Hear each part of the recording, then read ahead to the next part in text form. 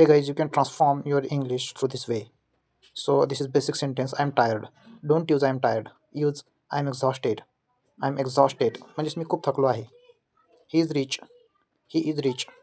You can use this sentence in advanced English. He's wealthy. He's wealthy. Next sentence. She is thin. Don't use she is thin. Use she is slender. She is slender म्हणजेच ती सडपातळ आहे. Guys या सेंटेन्सची जर तुम्ही daily practice केली तर तुमची बेसिक इंग्लिश जी आहे ती ॲडव्हान्समध्ये कन्वर्ट होईल. पहा त्यानंतरचं sentence is angry. Don't use she's angry. Use she's furious म्हणजे ती रागवलेली आहे किंवा ती अत्यंत संतप्त आहे. Next sentence I am happy.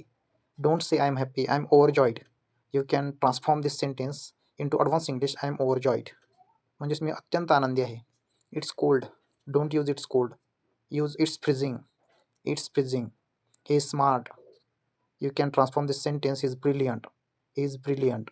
He is brilliant म्हणजेच तो अतिशय बुद्धिमान आहे. I am scared. I am स्केअर्डच्या जागी तुम्ही आय एम टेरिफाईड.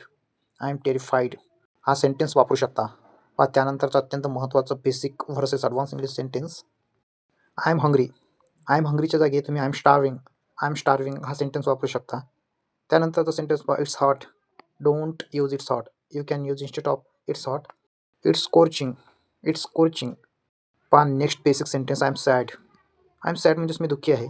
तुम्ही त्याऐवजी जे ॲडव्हान्स इंग्लिशचं सेंटेन्स आहे I am devastated.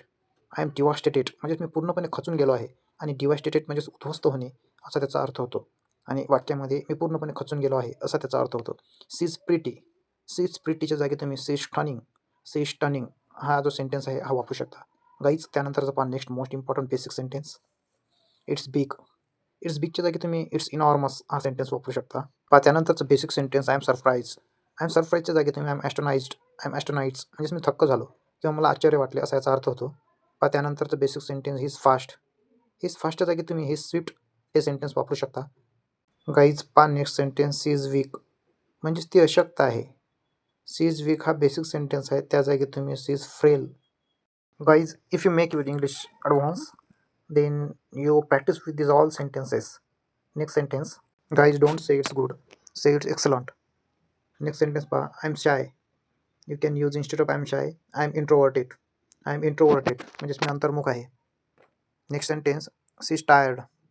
C is टायर्डच्या जागी तुम्ही she is very. She is very हा सेंटेन्स वापरू शकता. I am confused.